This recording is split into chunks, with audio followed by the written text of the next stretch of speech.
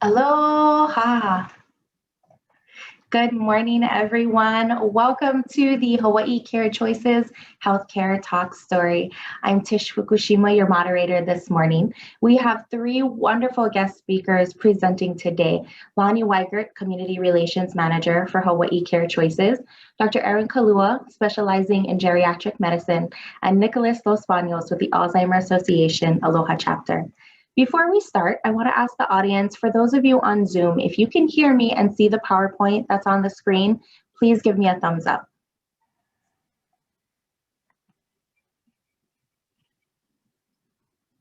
Okay, that is wonderful.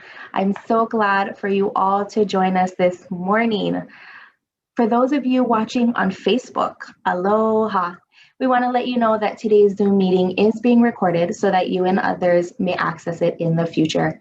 To our Zoom participants, if you have any comments at any time, you may use the chat feature below.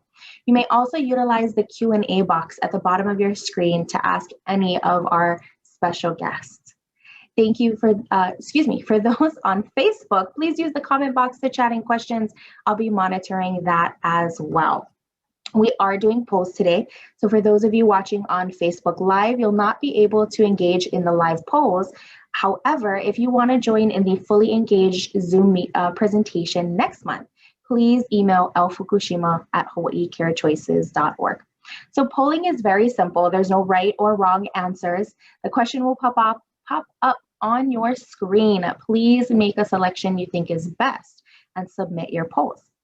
So to kick things off and get you all comfortable, get that energy flowing, I am going to pull out an icebreaker right now. All right, so the question up on your screen is, if you could have a superpower, what would it be? Would it be to read minds, become invisible, or be able to fly? Again, for those of you on Facebook Live, you will not be able to engage in the polling, but email me at lfukushima@hawaiicarechoices.org and join us on this Zoom presentation next month at 10 o'clock. All right, looks like we have all of our participants choosing. Wow, great job. Okay, I'm gonna go ahead and end the polling right there and share our results.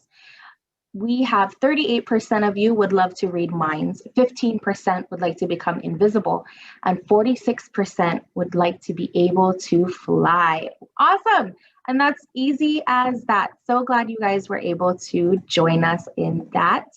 Now I would like to introduce you to our speakers today. We have Lonnie Weigert, who is the Community Relations Manager for Hawaii Care Choices. Aloha, Lonnie. Aloha. We have Dr. Erin Kalua, who specializes in geriatric medicine, and she will be joining us later on in the presentation. Our last but not least guest speaker, Nicolas Los Banos, Hawaii Island Regional Coordinator, Alzheimer's Association for the Aloha Chapter. Aloha, Nick.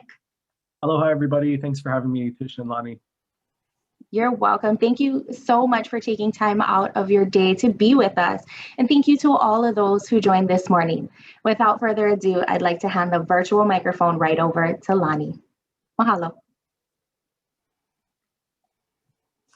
Thank you so much, Tish. Thank you, everyone, for joining us. It's really an honor to have you all with us today. So let's start unpacking some of this information. There's a lot to be sharing with you, and I'm extremely excited to have our two guests with us today as we share some extended aspects of how what they do and what we do collaborates together quite seamlessly. So in any case, we have three main programs. I'll be focusing mainly on palliative and hospice care and touching briefly on palliative care and bereavement care as well. So let's get to it.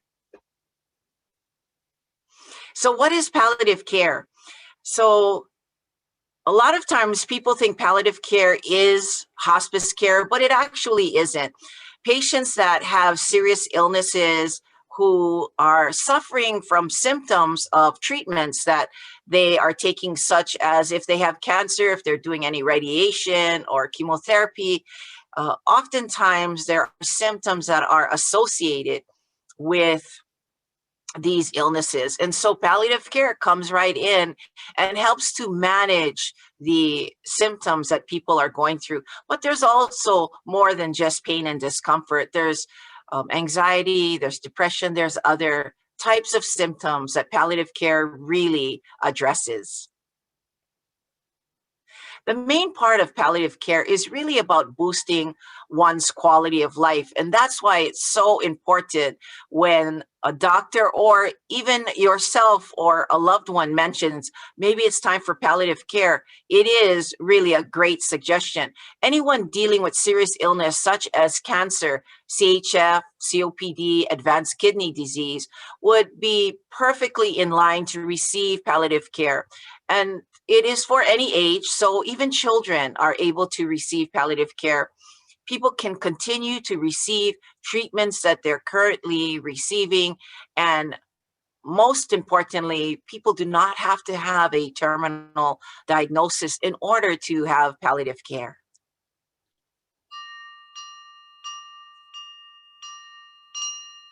Back to you, Tish.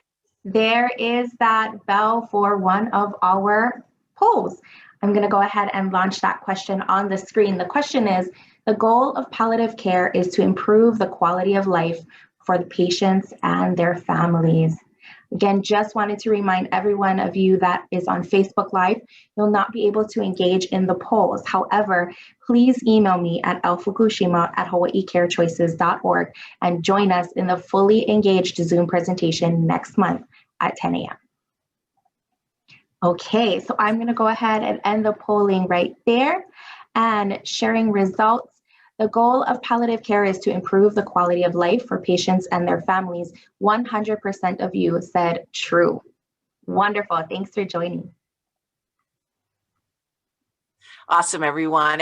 You're such good listeners. That is great. So, signs that palliative care is needed. A lot of times, we're not thinking that anybody on the call has any kind of medical background, but there are physical changes that one can see and would determine maybe, mom or dad or a loved one could use palliative care. So when somebody tends to be calling the doctor a lot, going to the hospital, emergency room, maybe having difficulty making sense of all the medications, and I'll explain that too. And also just the diminished activities of daily living, driving, going to the grocery store, preparing a meal, doing light housework, all of that becomes really challenging at some point. And of course, the pain and fatigue, swelling in the feet and legs, nausea, just that kind of discomfort. If that's something that seems to be happening more frequently, it's probably time for palliative care. So when should palliative care begin? Most of the doctors, including Dr. Kalua that will be joining us, has really looked at palliative care and said it's best if someone gets it during the time of diagnosis. And largely it's because people need to get used to the idea of being supported like this as a holistic team comes to the home and really helps to educate not only the patient, but the family as well. And palliative care can continue throughout a patient's illness. Most people that are in palliative care are quite active still. Like they're still going and traveling, going to Vegas, whatever. They're still doing all of that. They're going to football games when all of that was happening, and they'll probably go back to doing that when that's allowed. And so these people are people that are still quite active as well. And what happens is that those with serious medical issues, they tend to live a bit longer because they're able to manage the stress and discomfort that their normal disease process brings on.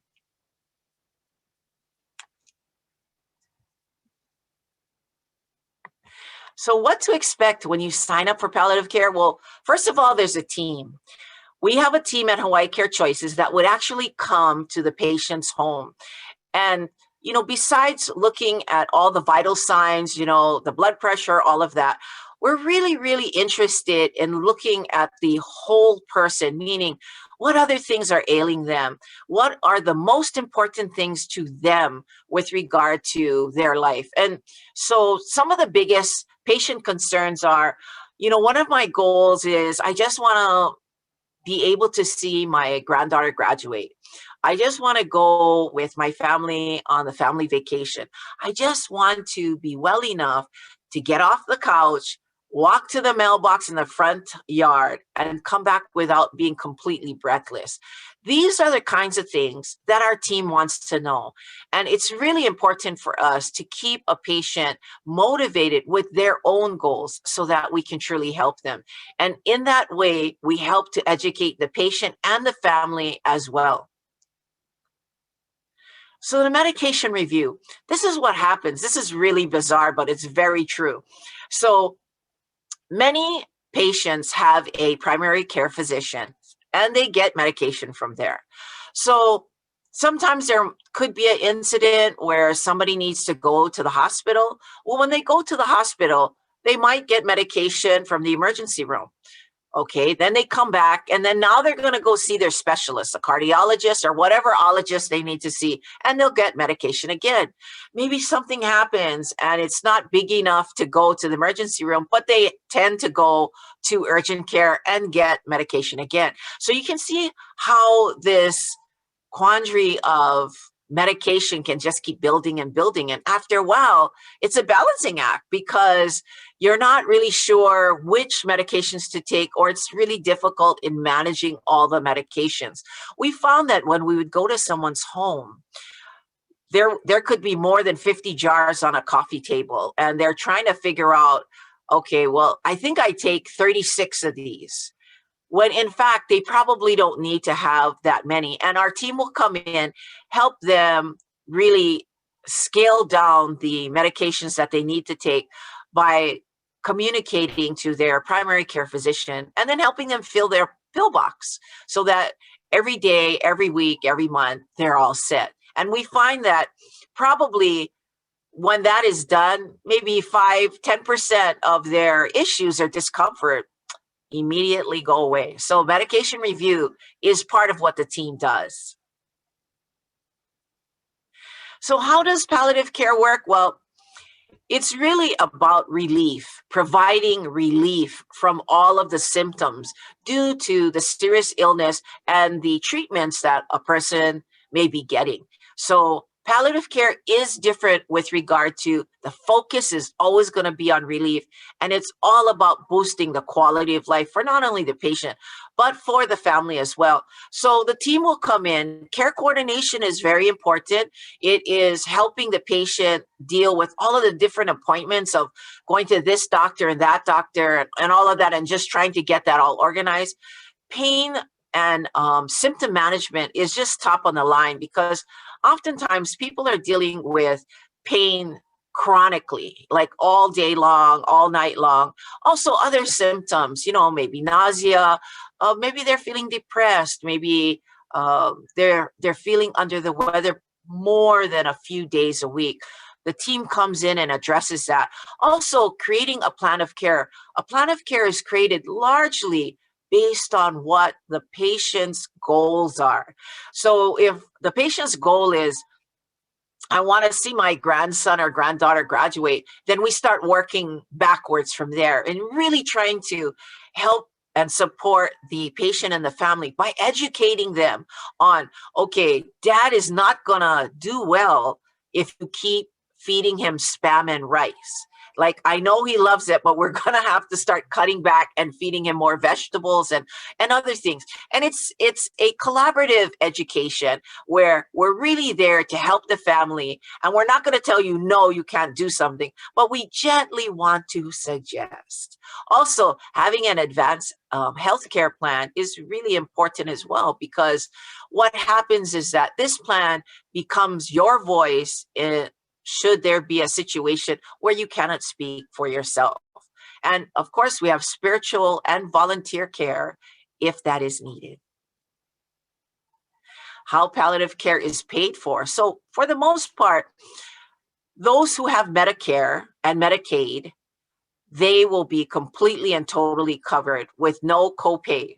Now, if somebody just has Medicare, there could be a copay with that. And that copay could be anywhere between $20 and $40 a visit, whatever the nurse practitioner or the licensed social worker comes to visit. Also, if there are other insurances that are added on, supplemental insurances from HMSA, United Healthcare, etc., these can also help absorb some of the copay as well. So what is hospice care? Now, there is a difference between hospice care and palliative care. So palliative care is like the umbrella that has all of these different programs. Although palliative care focuses primarily on relief of the discomfort due to symptoms that occur from the treatments. Hospice care treats the person versus the disease. So it's a very holistic view, and it's all about comfort. So the focus is not necessarily on relief. It's more so on comfort. It focuses on a person's quality of life versus quantity of life. And that part is a very, very different philosophy with regard to saving life at all costs. Really, comfort is number one in the hospice care arena. And it eases terminal suffering, which is why hospice care was created to begin with. It's like when people look that, when they start to realize that death actually is not always the enemy. You know, it's the discomfort, it's the pain. And really, when hospice care comes in, it's all about the comfort. And there's also different types of pain besides physical pain. There's emotional pain, there's spiritual pain, there's financial pain. And because hospice focuses on comfort, all of those pains are addressed. So what is hospice care? Hospice care is provided by a care team, very similar to the palliative team that comes in, and that's kupu care. When that team comes in, they're surrounding the patient and family with the support and education that's needed. Hospice care does very much the same, although the person now is going down a journey that is the natural progression of their disease. And so they may need their team support a lot more. So as you can see on the screen, there are a whole team that comes in: social worker, nurse, the spiritual counselor, the certified nurse's aide. And the certified nurse's aide, those are the home health aides that come and teach someone how to give a bed bath, how to turn someone so they don't get bed sores. Oh, I tell you, a lot of times people will tell me that their best advocate was always their nurse's aide that came to the home. And of course, our wonderful, wonderful volunteers that will come and help with the patient and the family. And largely, the volunteer will come to give respite to the caregiver, because a lot of times we find that the caregiver's health becomes quite frail, and oftentimes without realizing it, the caregiver could become even sicker than the patient. So we ensure by sending a volunteer every week to the family's home, it gives the caregiver time to rest, do whatever they wish. I mean, they can go out and clean the yard, they can go and run errands, or they can simply take a nap, whatever they need to do to really refresh them so that when it's time for them to come back in as caregiver, they're ready to go. So hospice is there to support the entire family. And the earlier that somebody calls hospice, the better it is for the patient with regard to the comfort that they receive, and also for the support that the family gets. Who qualifies for hospice care? First of all, it's a person who is suffering from terminal illness. So whatever that may be. Doctors make the best guesstimate of 6 months to live. So this is just a number. This is a number that Medicare came up with. That doesn't necessarily mean that if you are still alive at 8 months, that we no longer provide you services. It's like we celebrate all of those wonderful times when people, in fact, get better, so they live longer. And that has a lot to do with calling hospice early. And then lastly, the patient no longer is seeking curative treatments such as dialysis, chemotherapy, radiation. They are actually looking to focus on comfort at home with their loved ones. And that's exactly what hospice care provides. All right, there's that brain teaser bell, everyone. I'm going to go ahead and launch the next polling. The question up on your screen is: hospice is where you go in your last days. True or false? Again, there is no right or wrong answers here. We just want to make sure that everybody's still here with us since we can't see you. Wanted to remind everyone on Facebook Live, you will not be able to engage in the polling, but if you want to join in the fully engaged Zoom presentation next month, please email me, lfukushima@hawaiicarechoices.org. For those of you on Facebook, though, if you do like the presentation, please go ahead and give us that thumbs up in the comment box. I would really appreciate it. Thank you. Great, I'm going to go ahead and end the poll there and share the results. Hospice is where you go in your last days. 8% said true, 92% said false. Thank you so much for joining in. Again, back to you, Lani.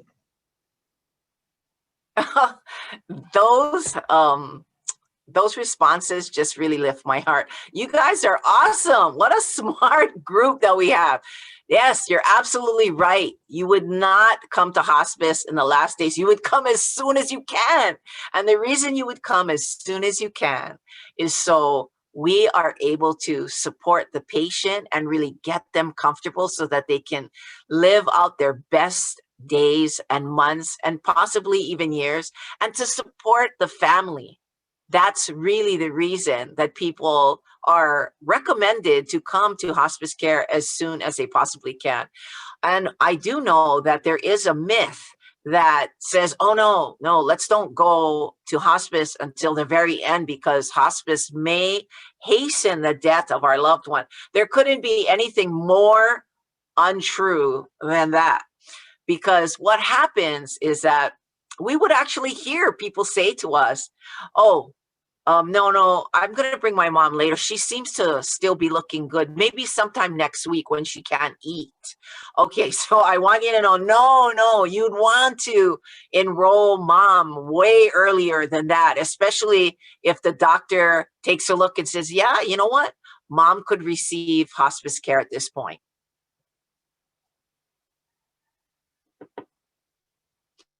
So when is it time for hospice care? So again, none of us have a medical degree, supposedly. And so physically, these are things that we could see, that if, our loved one tends to go to the hospital frequently. And when I say frequently, I'm saying a few times in a single month. That would be pretty frequent. Or maybe calling the doctor and in the evenings. Maybe that is something that's triggering this. Or if you notice that your loved one is losing weight or is becoming quite frail, and so is experiencing a lot of falls, particularly falls in the evening, when they're going from the bed to the restroom, they're tending to fall. And of course, there could be some fall hazards on the way, but for the most part, their balance is off. Difficulty getting out of bed or out of a chair, standing up, that's difficult. Or maybe sleeping a lot. They just don't want to get out of bed. They don't have the oomph to get out of bed. They don't have the energy. And also they start to have all kinds of infections, and their skin starts to have different cuts and bruises. And then once there's any kind of cut on their hand or skin or leg, or it tends to become infected. So all of these things are things that you can see. How does hospice care work? Well, for the most part, it's almost like how palliative care works, with a team that surrounds the loved one and the family. We come to the home. The family has access to guidance 24/7. They would just call us, and then our nurse would call back and explain, okay, what's going on? What's happening with mom? Okay, she can't breathe. This is what we can do. Also, any medications that are needed based on the diagnosis or the illness that a patient was admitted into hospice, all of that is included. All of the medical equipment that is needed in the home is provided and not at any additional charge. And of course, if the patient would like to keep their primary care physician, they certainly can. I remember when my dad had congestive heart failure years ago, his only wish to us was that he wanted to pass it home. And we thought, oh, this is just a piece of cake. We're definitely going to be able to achieve this for dad, no problem. Well, sadly, one evening he couldn't breathe. And so we called 911 and they swept him off to the hospital. And by the time we got there, he had already passed. So that was an epic failure on our point. Then years later, when my mom was diagnosed with lung cancer, her doctor actually said to us, your mom can have hospice care now. And we didn't know what that was at that time. What is that hospice care on? And then once her doctor explained it to us, we thought, wow, that's a lot of benefits that mom can get at home. And he says, yeah, that's why, I recommend that mom get hospice care at home. Well, my brothers already knew that my mom wouldn't go for it. I mean, she was a stoic Hawaiian woman, and that would be a sign of weakness for her. So she probably wouldn't. But I went ahead and broached the question to her anyway. So I said, Mom, so the doctor said you can get hospice care. And then she goes, what? Hospice care? Oh, I don't even like that word. I don't even know why you brought that up. No, I don't need hospice care. I'm going to live a long time. I don't need that. So I said, oh, okay. So Mom, you're not about it then. She's like, no, I don't need that. I said, well, it's too bad because, I heard we can get free stuff. Oh, really? Oh, okay. Well, like what? I said, well, I know that brother is already renting the wheelchair for you now, but all of that I heard was included, even the hospital bed and oxygen and all of this. So she says, oh, well, I'm sure that's some kind of gimmick. I said, yeah, but if I find out it's not, what do you think? Well, I think we should go for it, she says. I mean, that would be stupid for us to lose the money. I'm like, yeah, I figured you'd think that, Mom. Okay, so obviously what I did there was I just switched it from a medical issue into a financial issue, and she thought it was good. Anyway, as the hospice team came and surrounded our family, I mean, it couldn't have been anything better than we had imagined. First of all, my mom loved her team. They were funny. They just went along with her on a lot of the funny things that she would say to them too. And she really did enjoy them. And they gave us so much guidance. I mean, you don't know until it happens that you don't know really how to take care of somebody as they approach their end of life. And I tell you, without hospice, we would never have known. They allowed us to be right there by my mom's side, giving us the honor and the privilege to be there with her and really walk that journey with her. And so as months went on, and of course, she lived well past 6 months because of the very intense and complex care that she was receiving at home. But she said to me, I really wish that we had gotten Daddy this hospice care too.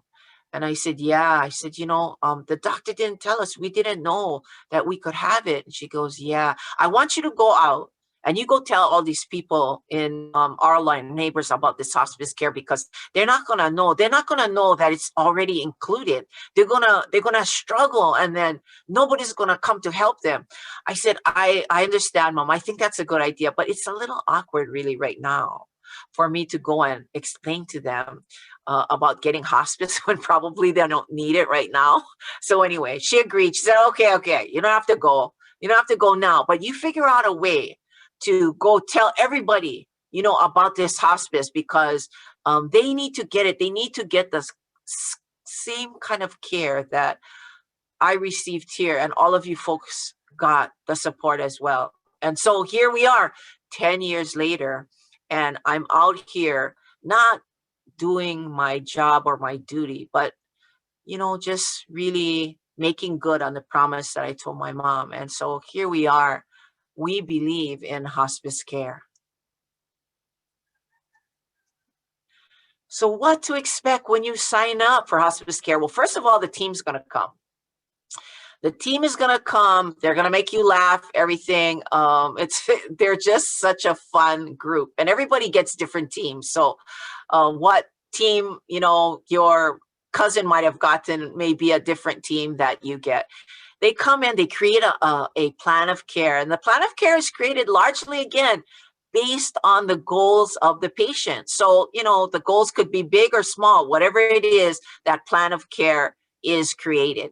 And then the patient is always at the center of everything that we do. So, sometimes in family dynamics, as many of us know, they can be kind of challenging.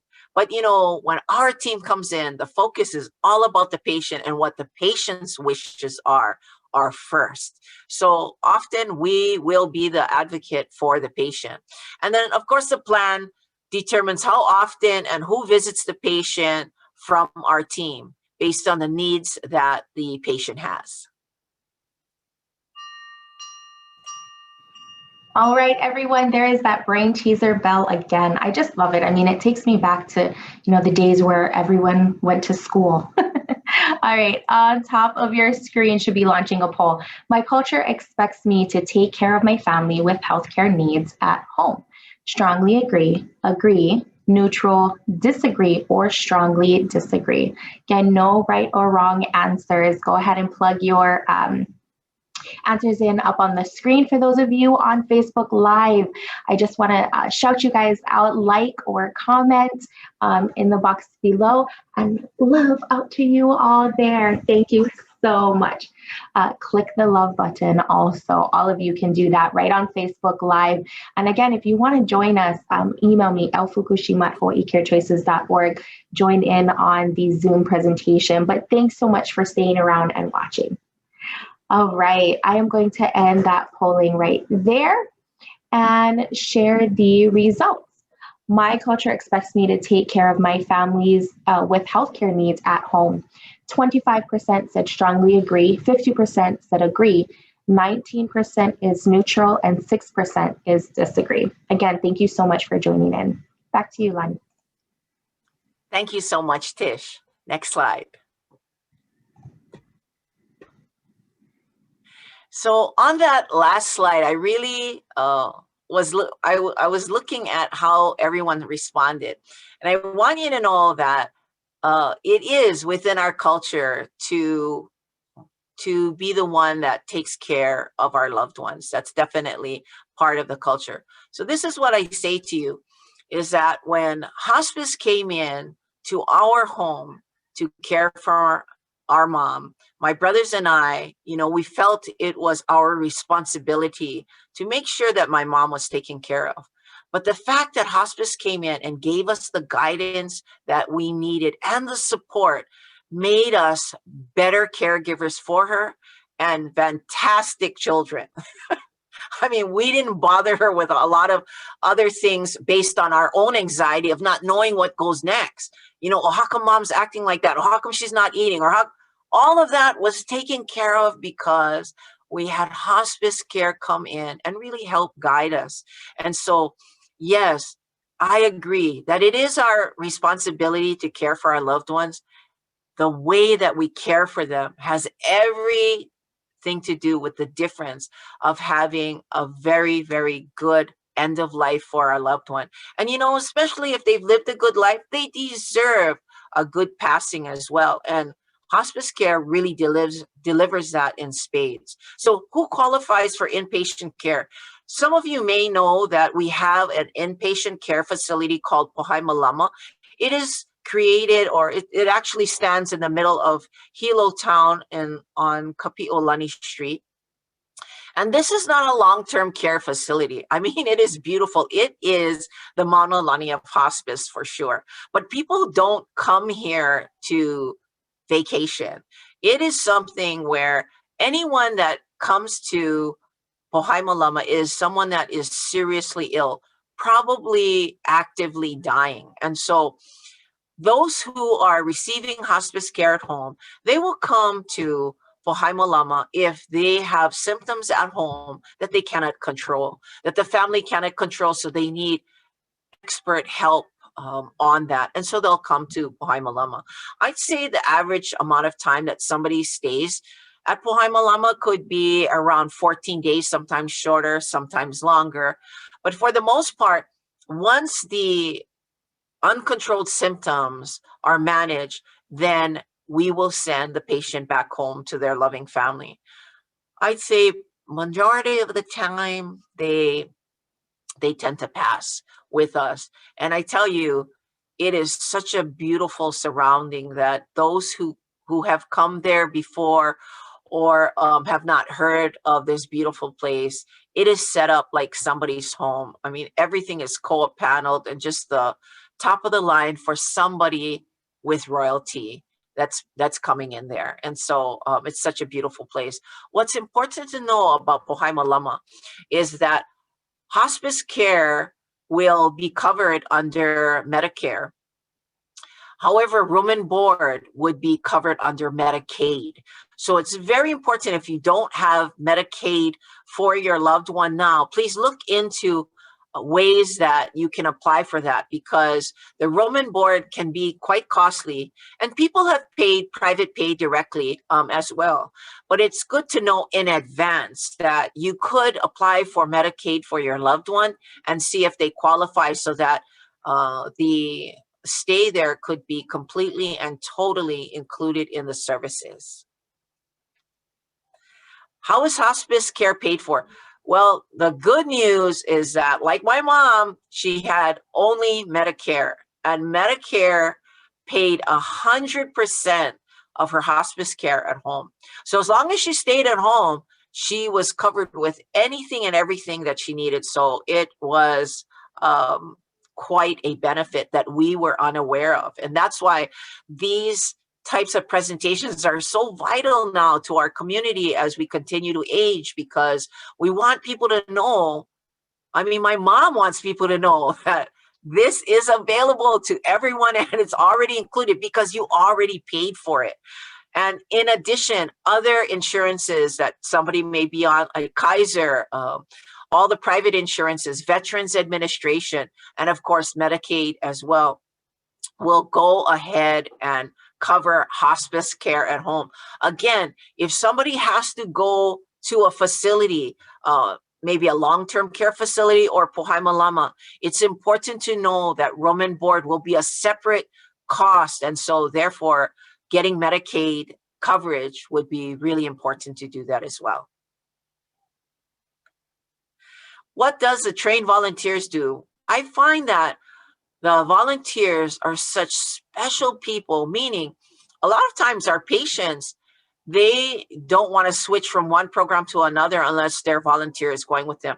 This is the kind of friendships that get created with the volunteers. I mean, the volunteers are so special. They'll come in, they'll watch TV with the patient, or they'll take them for car rides to go look the beach. Like we've had patients that, maybe he was a fisherman in his younger days, and so his volunteer would take him down the fishing areas that he used to go when he was a younger man, and just beautiful things like that. Anything that really makes the heart sing. This is where our volunteers come in, and they'll also throw a light load of laundry in, vacuum, make a sandwich for the patient. Just these really vital things that can happen, simple things but meaningful, just so the caregiver can get some rest. That's really one of the main reasons that the volunteer comes in every single week. So it's important to know that the earlier somebody comes to hospice care, the more support they get for a longer period of time. So I know I've said that a couple of times, but I really want to hit that point home so that you understand that all of this is available to anyone that indeed needs this kind of support. So let me lightly touch on bereavement care. So what happens with regard to people that are on hospice care? Let's just say, let's turn this into a situation of service.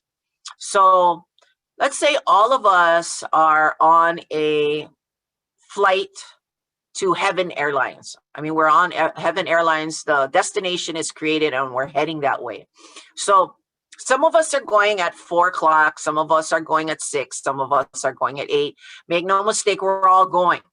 Okay, so for those of us who are on hospice care, for whatever reason, somebody told us about it, whatever, our loved one is on hospice care. And when it's time for our loved one to pass, we're on this Heaven Airline flight. Well, anyone that's on hospice is going to the first class cabin. And the reason they're going there is that's where all the comfort resides. So it's not only the patient, but the entire family is heading to the first class cabin. Everybody else that didn't sign up for hospice, for whatever reason, they didn't know about it, they were reluctant, they were scared, no worries. Whatever that was, this group does not go to the front section of the plane. In fact, they don't even go to the coach area of the plane. They go to the baggage compartment of the plane. And the reason they go there is because it is the roughest, most horrific, coldest ride to the end without any support. And so therefore, by the time they get to the end and their loved one passes over, sadly, the family has to take that horrific flight back. And when they land, most times, many of them are in millions of pieces. And for those who return from their hospice experience, they land and they get 13 months of bereavement care. And so life is different after our loved one passes, but life goes on, and learning how to get through it, not over it, but to get through it, takes time. And hospice already includes that at no additional charge. So again, our hospice bereavement care, we provide support to anyone, even those who were not on hospice care. And we have a support group that meets every Tuesday over Zoom. And we've just started bereavement care for children as well. So this is our mission: to improve the lives of those we touch by offering support, guidance, compassion, care of body, mind, and spirit. And the service area, I think a lot of people aren't clear that we actually only service all the areas that are colored. So from Lapahoehoe all the way to South Point, Kau, all the other areas on the island are covered by 2 other hospices. North Hawaii Hospice does Kohala and Hamakua, and then Kona Hospice does the rest of the island. And so we are so grateful that there is coverage on this entire island to service everyone. And this is how you would contact us. So if you've seen the physical signs that I've brought up, then go ahead and call your doctor and say, you know what, can you take a look at uncle, or, you know, my grandma's could use this additional support, and we could use it too, because we're working and all this, and we're really concerned when we leave grandma at home and all these things. Call us, okay? It doesn't cost you to call us, and the information is free, and so that we can help you, all right? Or you can email us as well. All right, thank you so much, Lonnie, for that presentation. Everyone on Facebook, thank you for joining us again. Hit the love button on that Facebook Live if you are enjoying Lonnie's presentation and all of her stories. Everyone on Zoom, go ahead and put a comment in the chat box if you enjoyed Lonnie's presentation. I know I always love all of her stories. So if you have any comments for her, go ahead and put that in the chat box and she can go ahead and view that. right now, I would like to introduce Dr. Erin Kalua joining us this morning in between all of her patients, and she is very busy. Aloha, Dr. Kalua.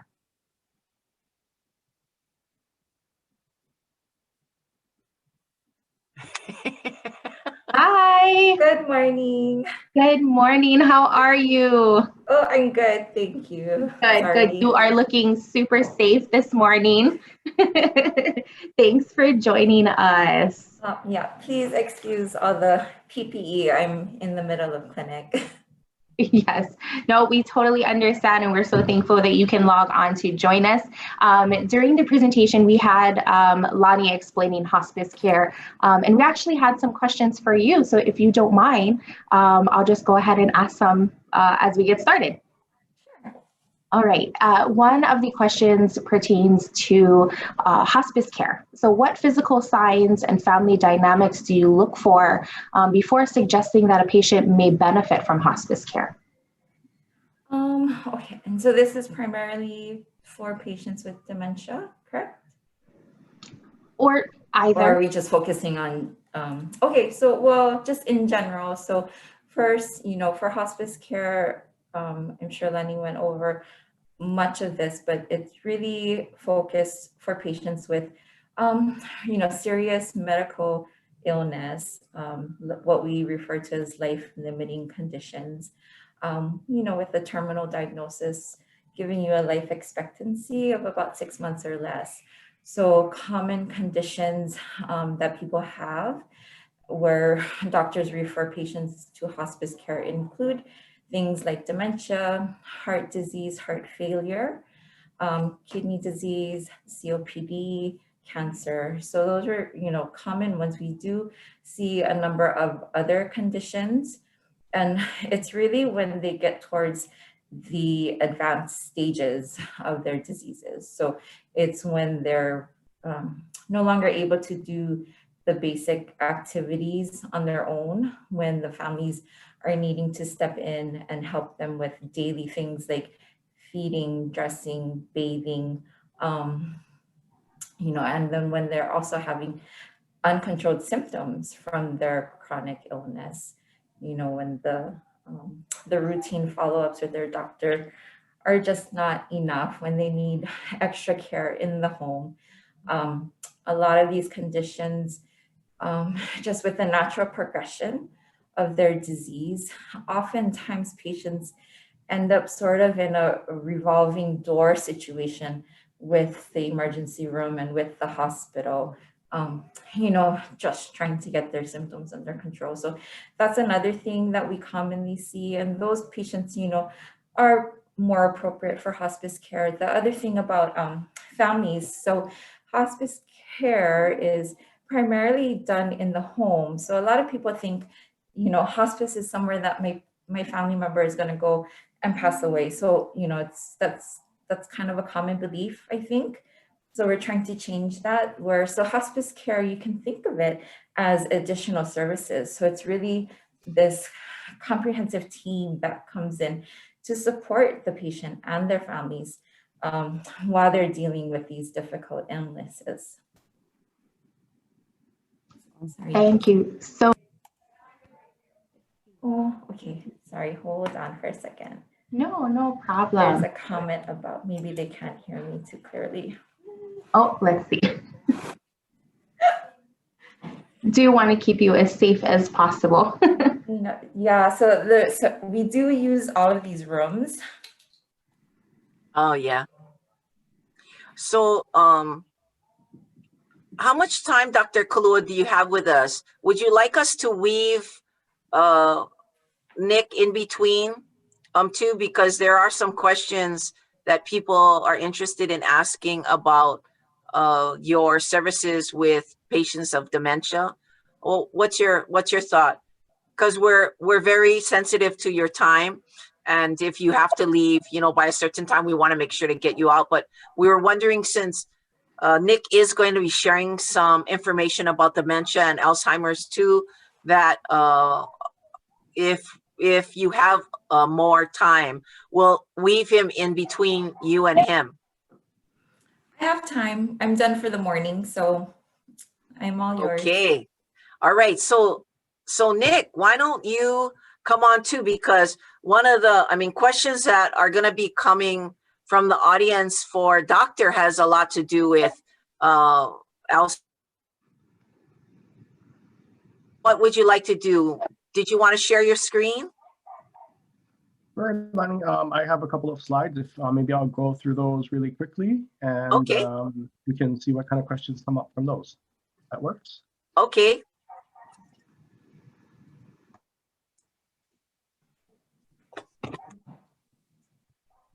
All right. So thumbs up if you can see my screen.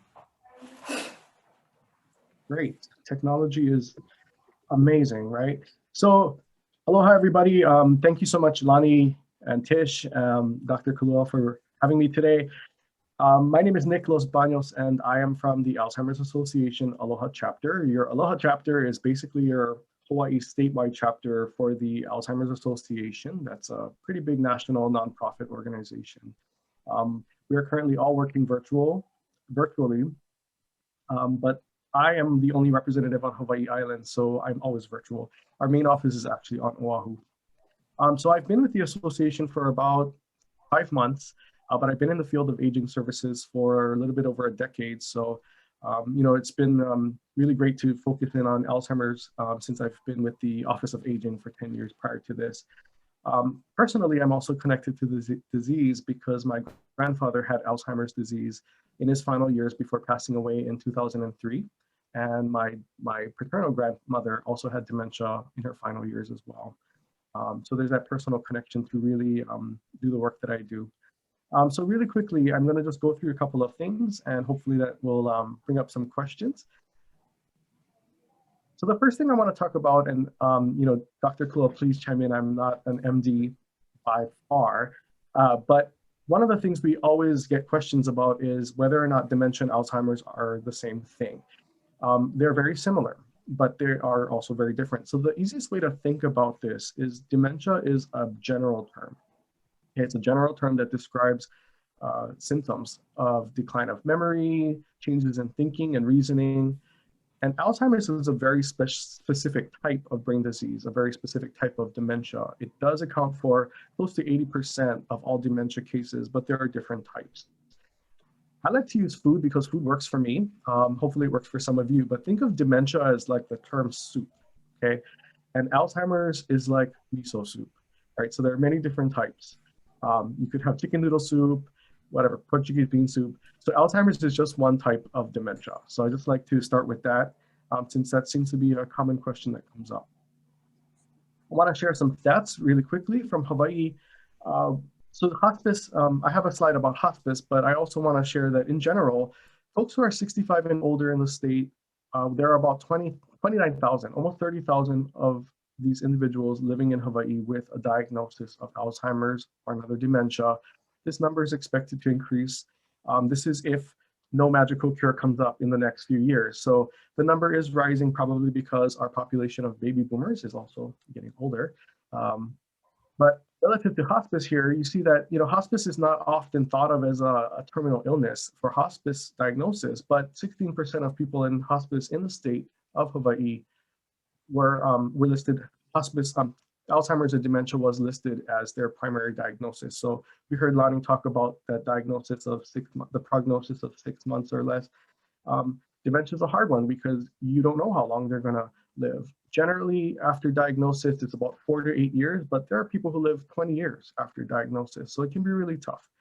And we were talking about Dr. Kalua was mentioning that revolving door. People with Alzheimer's or dementia do have a 16% hospital readmission rate, so they do fall into that category. Caregivers, that's another important piece. Lonnie talked about the family in hospice. It's very similar with somebody who has Alzheimer's or dementia because there are about 51,000 caregivers in the state of Hawaii that are caring for people unpaid with the diagnosis of Alzheimer's or dementia. And that equates to about 81 million hours of unpaid care. If you look up here, the value of that, I can't even fathom the number, but $1.6 billion worth of unpaid care is provided by people like us, our family, our friends. Even though in our professions, we I'm here on behalf of the Alzheimer's Association, but I've experienced the caregiving myself, right? So there's probably somebody if not yourself, that is part of this community of people who live with the disease, whether you have it yourself or you are a caregiver. I just wanted to point that out. And also, really important here, our caregivers are also often dealing with their own health conditions as well. So that just adds to the mix. So that's why, those are just some really quick reasons why the Alzheimer's Association is here. And our vision is really a world without Alzheimer's or other dementia. And it's a really big nonprofit, but the reason why I'm here on this island is really to connect with folks here. Just like hospice and palliative care, talking about dementia and Alzheimer's is not the most fun topic, especially with your family and your parents. It's a really hard discussion to have. That's why we send them to Dr. Kalua to have the conversation. But really, our world without Alzheimer's and all other dementia, because there's currently no cure for Alzheimer's or dementia. So one of the ways that we provide support to our community and, along lines with our vision and mission here is a large part of what I do, and that's called care and support. And care and support involves a few things, education programs. So I'm going to put up a slide in a little bit that just goes through some of the sessions that my colleagues and I teach via Zoom about various types of Alzheimer's and dementia topics. Support groups, that's a big one. Just like how Lonnie had mentioned, they have support groups for bereavement. We have support groups for folks who are caregivers, or what we call care partners, for our people living with dementia. Our support groups are first Wednesday of the month and third Thursday of the month. So if you're interested in those, you can either email Tish to connect with me, or I will put up our helpline at the end. So support groups is a tough one too, though, because people are ashamed, oh, it's not for me, how could it be? Everybody's journey with dementia or Alzheimer's is going to look a little different, but there are a lot of common threads that you can share with somebody. Right now in our group, we have a couple of people with their loved ones who have Alzheimer's in a facility. Maybe that part might not resonate with somebody who is still caring for their mom at home, but there are still some things, the memory issues, the conversation issues that still might connect them. So it's a really great place just for caregivers or care partners, what we call them, to share their thoughts, their ideas, best practices. It's a really great place just to get support with one another. And then information and referral, that's your general call in and ask questions kind of thing, where we get a lot of times, hey, my mom is starting to forget her keys and lose her purse. Is that dementia? Those kinds of basic questions. And a lot of times that ends up in us referring somebody to our programs or to programs in the community like palliative care or hospice. Care consultations is also something we provide that's a little bit more in depth than just the question and answer. That includes a little bit more of a deeper assessment on the person living with dementia, their needs, and the needs of anybody who's around them. Very similar to what happens with your hospice and palliative care teams, where we build a plan of action for the family to take those next steps in their journey with Alzheimer's or dementia. I'm going to put up a slide really quick just to give you an example of education programs. There's a lot of information, don't have to take notes. This is available in many different places. You can either call our helpline, you can email Tish and she can connect you with me. Our Alzheimer's Association Aloha Chapter Facebook page has all of these events listed there in our events section as well. So that's a great place to check too. We are also on social media now because of the virtual world that we live in. This is just to give you a really quick idea of just some of the topics that we present in the month. This is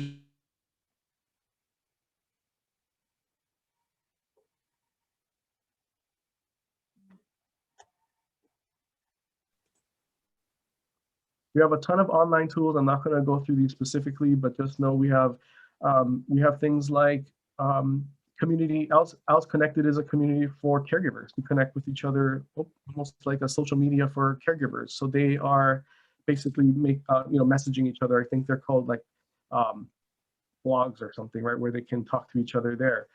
Trial Match, that's a cool one. Whether you're healthy, you have Alzheimer's that runs in your family, you have it yourself, Alzheimer's Association has Trial Match, which is a way to connect with clinical trials that you might be able to help with. The only way that we can find cures and find treatments is really to have people that we can work with and study. Now that sounds scary, like a lab rat situation, but it's not. These are very, very, these are clinical trials. They're not just people on the side of the road thinking, I wonder if I take this drug, it's gonna save my brain. No. So Trial Match is you go online, answer some questions, and it can connect to some of the clinical trials that you might be able to participate in. Community Resource Finder, that's our online resource database. You can find information about our programs as well as others in your community. Live Well Online Resources, that's a great place for people who have just received the diagnosis of Alzheimer's and dementia. If they're early on in the stage and still can go online, that's a great place for them to check out.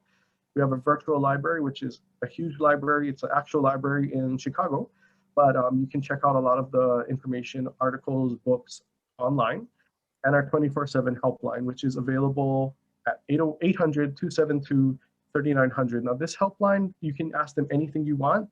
This is staffed by master's level clinicians, so they are very well trained in dementia care. But a lot of times you can use this number to get in touch with me or your local chapter. So with that said, I have one more slide. I just want to say that last year we did not have our Walk to End Alzheimer's. This is the biggest event for the Alzheimer's Association in terms of a community fundraising event. Because of what happened in the world, we did have a virtual walk across the nation. We are planning to have an in-person walk this year. So Hawaii Island, it's in Hilo, usually at Queen Liliuokalani Gardens. We are still trying to confirm that, but save the date here. We hope to see you there. It's a great place to honor loved ones or just come support the cause. I hope to see Hawaii Care Choices there. You see this picture here, because on walk day, we actually pass out these flowers to individuals who are walking. So I have a purple flower here, and the purple flower represents I have lost somebody to Alzheimer's or dementia. And you can see some of the colors in the picture here.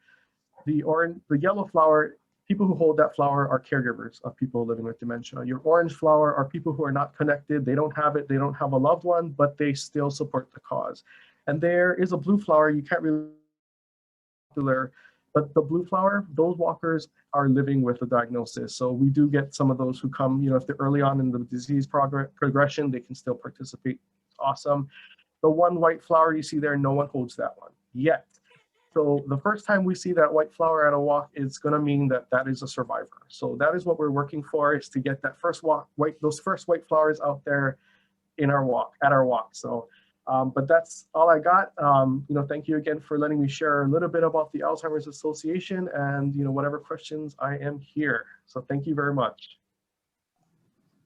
Wonderful. Thank you so much, Nicolas, for sharing all about Alzheimer's. And again, anybody who wants to contact Nick or want to get more information, you can email me at lfukushima@hawaiicarechoices.org, and I will connect you. Or if Nick, if you're able to put your email right there in the box as well for our attendees.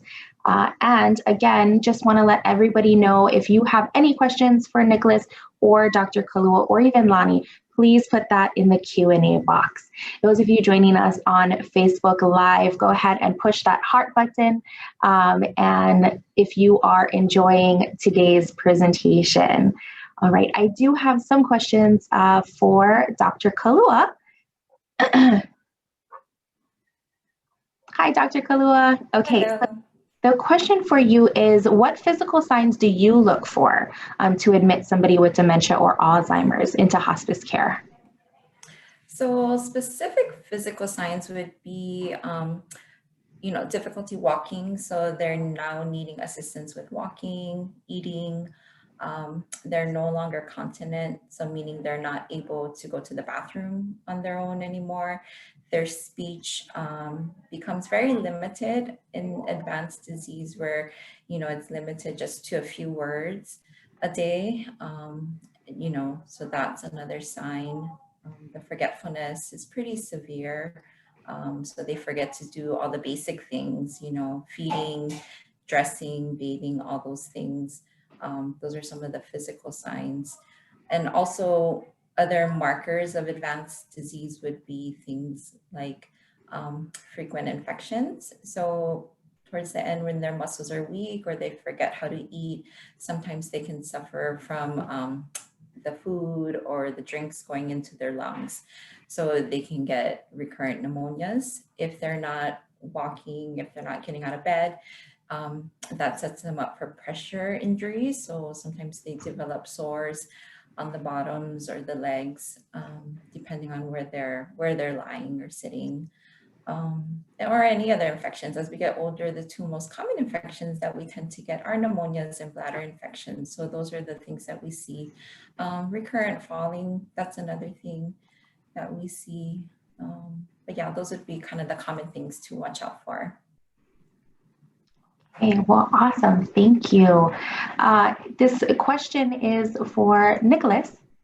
And again, just pertaining to everything we talked about, when my mom goes to the doctor, she acts totally quote unquote normal. And I don't think the doctor may know what could be going on. How can I talk to her about something like that, or what should I do? Well, great question. And that's one that I actually get pretty often. And maybe Dr. Kalua may have some tips for us. But basically, that you as the caregivers, or your family, you as the family and friends, are going to see this person change over time, and that's really what you're looking for. Generally, Alzheimer's or dementia doesn't just pop up one day automatically, suddenly, right? It's going to be this pattern of forgetfulness, changes in behaviors and thinking, changing in logic. So the doctors will generally see them only 15 minutes, or if you're lucky, Dr. Kalua, I think does a little bit longer, right? Just kidding. So the doctor's only going to see that moment, and a lot of times a person living with dementia, just going to doctor alone, you want to be presenting your best self, and they can do it, right? So this is where sometimes you have to be a little bit creative, just like how Lani was creative with her mom, right? Free stuff. You might have to contact the doctor's office ahead of time, and say, my mom's coming in. I'm wondering if you can check for some of these things because, seems like her memory is changing, or slip them a note. Some people have done that too, when you take your loved one to sign in, they slide a note at the front desk and say, please check. Or if you have that relationship and you feel it's okay with your parent and you're in there maybe with the doctor and your loved one, you can just bring it up there and say something like, hey, mom, let's talk, maybe we can share a little bit about how you're forgetting, you've been losing your purse every week. Let's ask the doctor if there's anything we can do. So there are a couple ways. And again, all of these things are just suggestions, and everything is going to be different depending on how you connect with your loved one. So it's not a one-shot deal. You got to be a little bit creative and know your person. So a great question. Oh, awesome. Thank you, Nicolas. This question is for Dr. Kalua. What can be the challenges that caring for someone with dementia or Alzheimer's on hospice care? And then I just kind of wanted to tag along with what Nick said, just to give you the other perspective. So I totally agree with everything he said. And sometimes patients, especially early on, they are sort of able to trick us. And, they can sort of just fly under the radar. So we really do rely on the families, and we really appreciate those little notes or those calls ahead of time to kind of give us a heads up so that, we can dig a little further, and, something that wouldn't necessarily pop up if it was just me and the patient. But if I have this background information, then I'll know, kind of to focus on that. And overall, it's really just in the best interest of the patient, their care and their safety. And so I think as much as possible, we try to encourage family members to come. And, we understand people are busy, they're working, they're not always able to attend. But I think, like Nick said,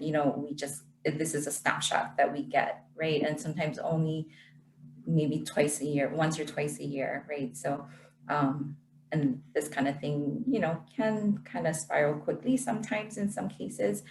So as much as possible, we do appreciate all that extra information. Difficulty, the question was difficulty in caring for patients on hospice care? Yes. Okay. With dementia or Alzheimer's.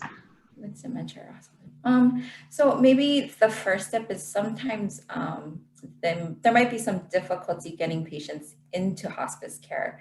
And so one of the common things we see, especially with Alzheimer's, because it's not necessarily, like Nick said, it does develop over time. So it can take years. It's, it's one of those where it's really difficult to, give an accurate prognosis just because of the long-term progression of the disease itself.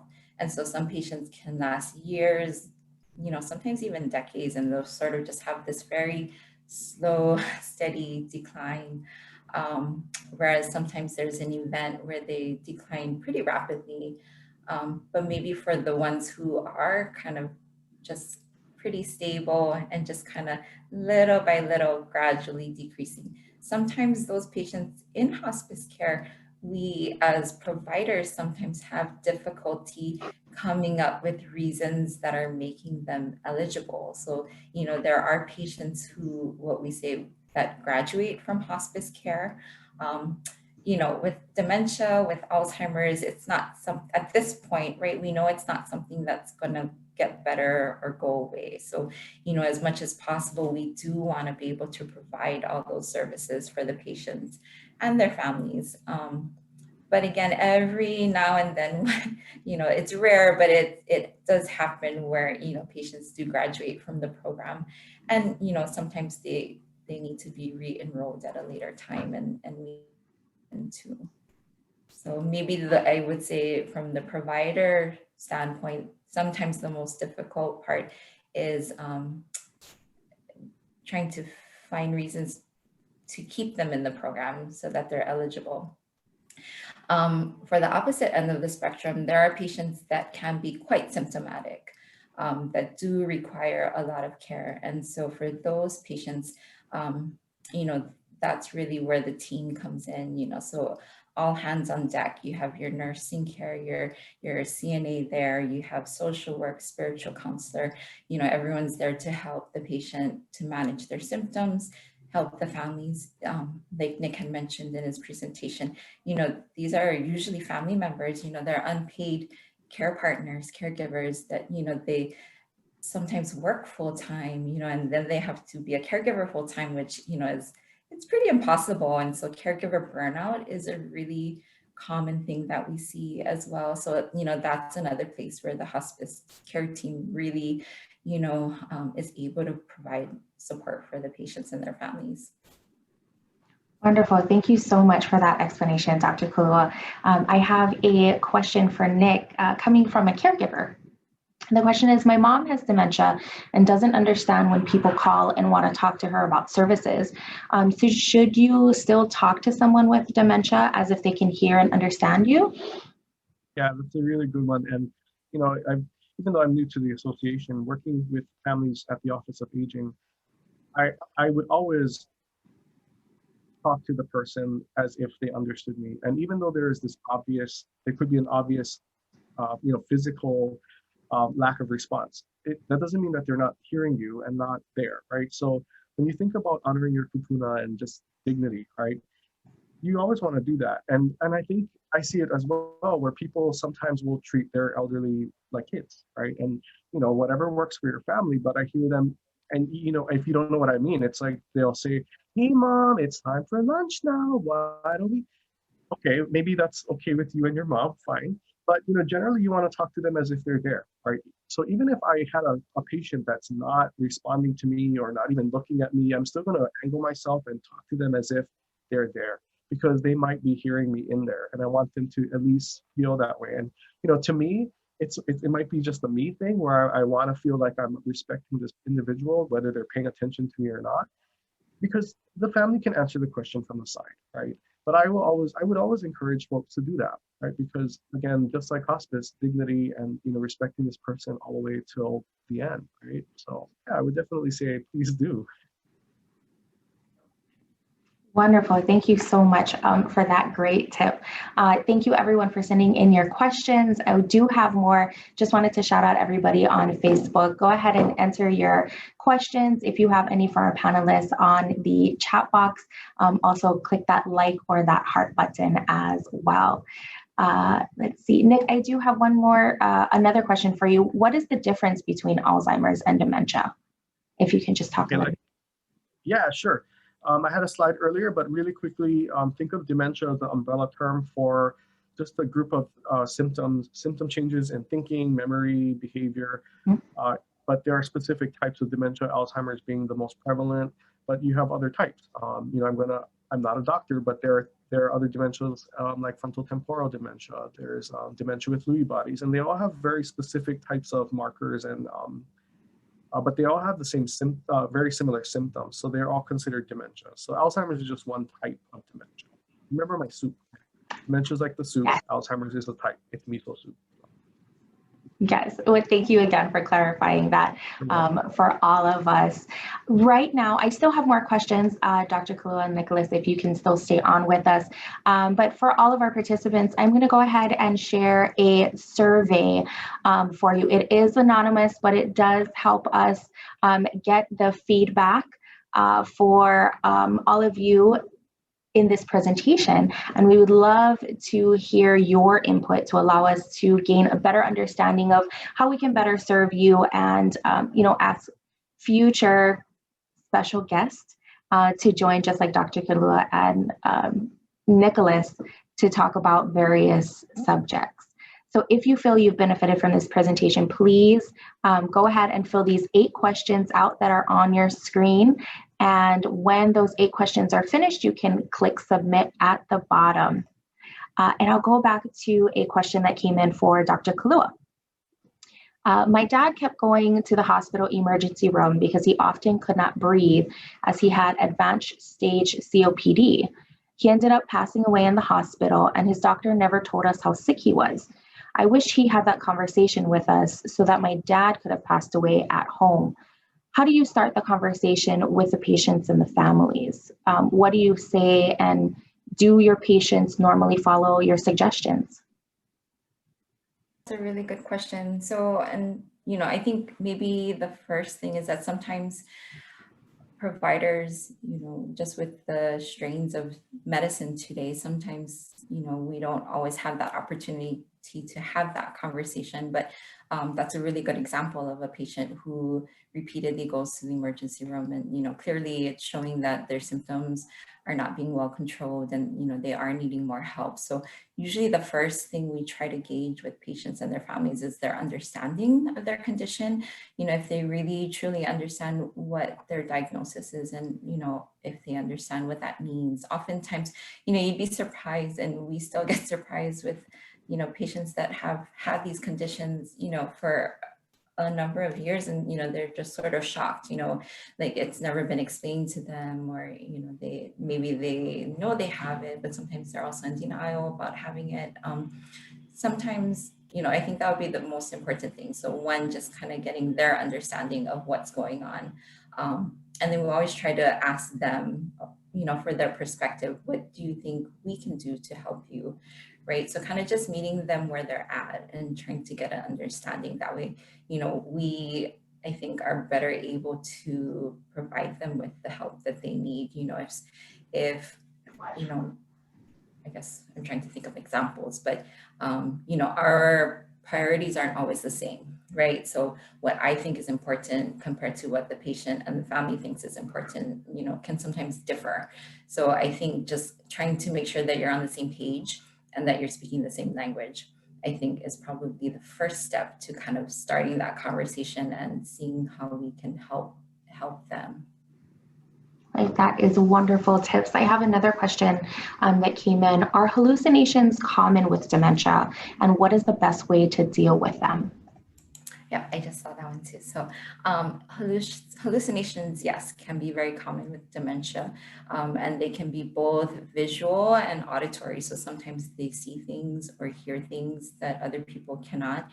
And, it's not always a dangerous thing. So if it's, something like children are playing, or, something that's, not necessarily scary or bothersome, there's no real treatment, that's indicated.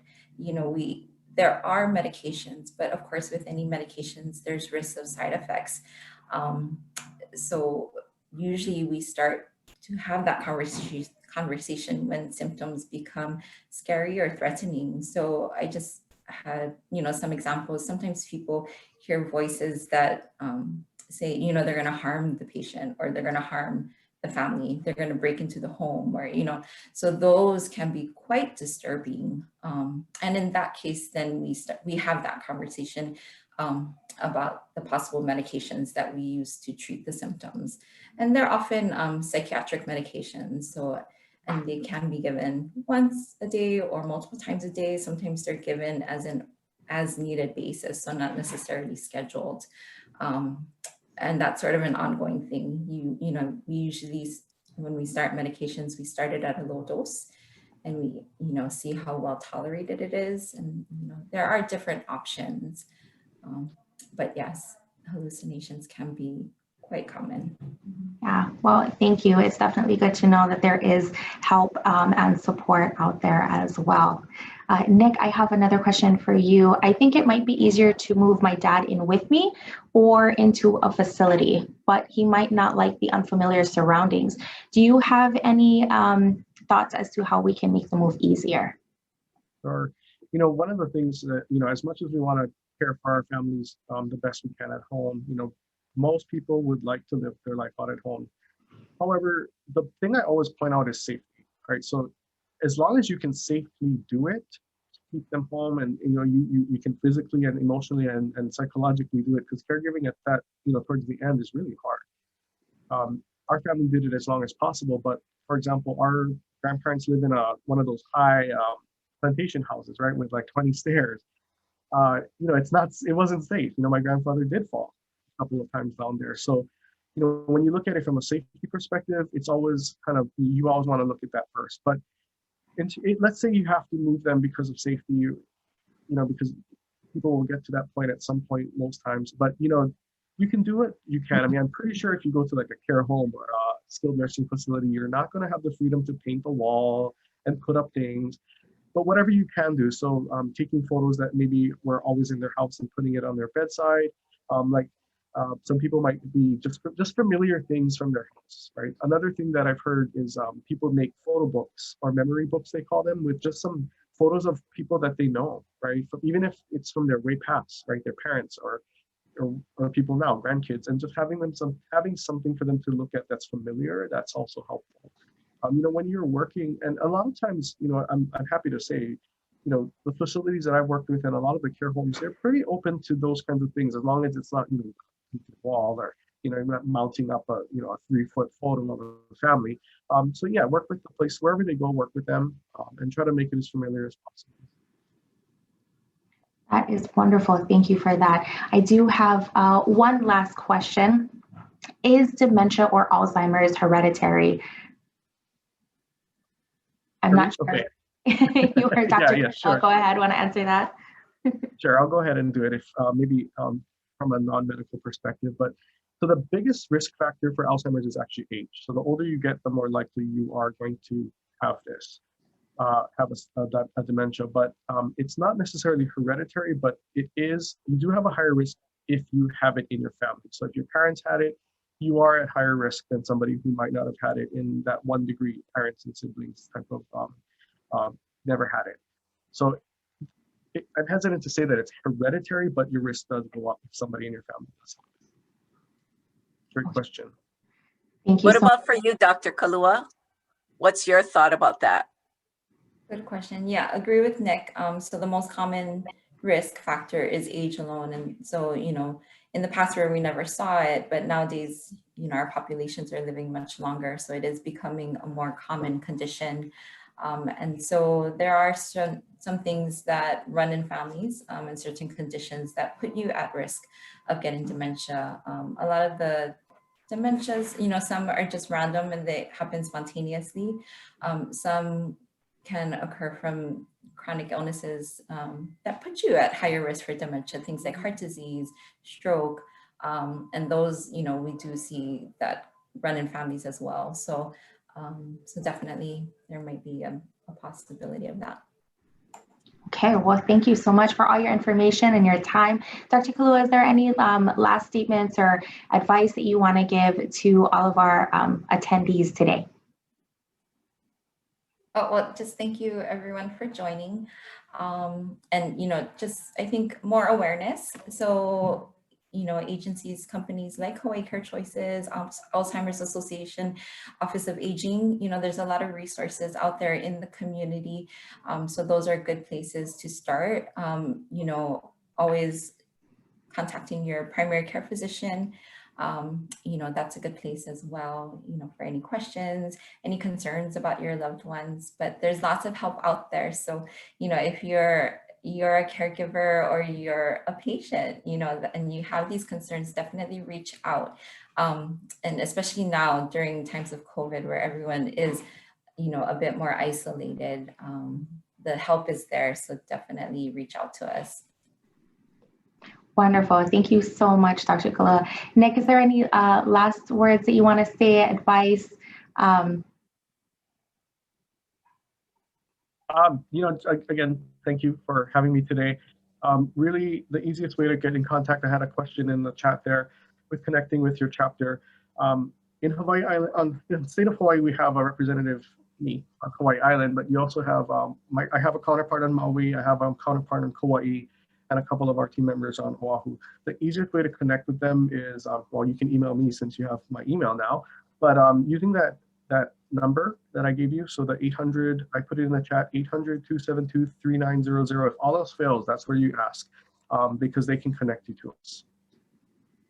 But thank you so much for your time, and I appreciate the chance to share what I do. So, but if you have any questions, my email's in the chat, definitely reach out to me.